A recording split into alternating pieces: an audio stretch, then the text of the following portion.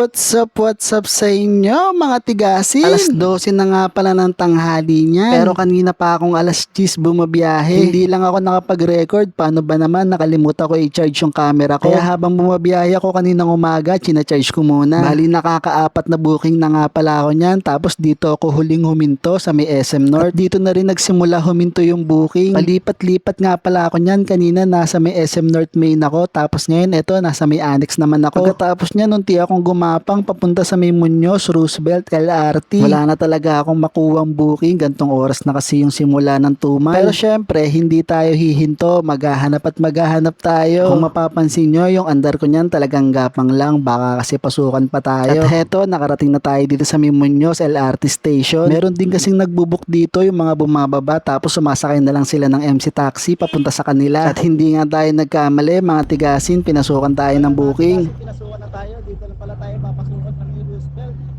Halikipin natin ang customer natin sa may SNR. Tara, na natin, tagal-tagal tumambay.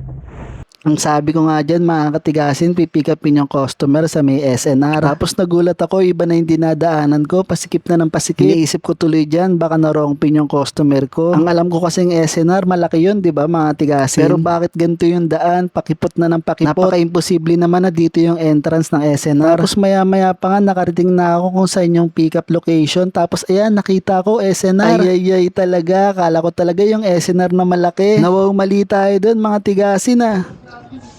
M po? Shower cup ma'am? Opo. Kala ko dun sa may SNR na ano.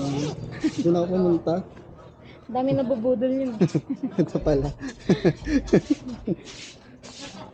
Kala ko ako lang talaga yung nagkakamali ng iniisip dito mga tigasin. Marami na rin palang rider ang nabubudol dito. Ayos lang naman kasi saktong-sakto naman yung pick up location ni madam. Kaya all goods lang. Nakiusap nga pala si madam dyan na kung pwede daw pa-side na lang. Kaso sabi ko hindi pwede. Mahirap na baka mapicturean tayo ng mga admin ni Move It. At syempre para na rin sa safety ni madam. Mabutit na intindihan naman niya kaya ito sumakay na siya. Bali ang drop off nga pala sa may Cubao. At ayon kay Lolong Google Map 21 minutes lang naman yung travel time natin kaya mabilis lang to. Kaya pagkasakay ni madam dyan, larga na agad. Hindi na ako nagpatumpik-tumpik pa kasi alam ko naman na dumaan na ako kanina sa may EDSA at walang traffic. At heto nga, nandito na kami sa may EDSA flyover. Unang flyover nga pala yan mga tigasin. Kitang-kita nyo naman, walang kasasakyan-sasakyan. Solong-solo namin yung kalsada, di ba? Tapos maya-maya pa, nakarating na rin kami ng Cubao. Tapos lumiko ako dito sa may Aurora Boulevard. Nagtataka lang ako, parang hindi EDSA tong dinadaanan ko. Napakaluwag talaga. At maya-maya pa nga, nakarating na kami ni madam sa kanyang drop-off location. Nasa kabilang side yung pupuntahan ni madam pero wala kasing U-turn. Kaya dito na lang siya nagbababa. At ang babayaran ni madam dyan, 120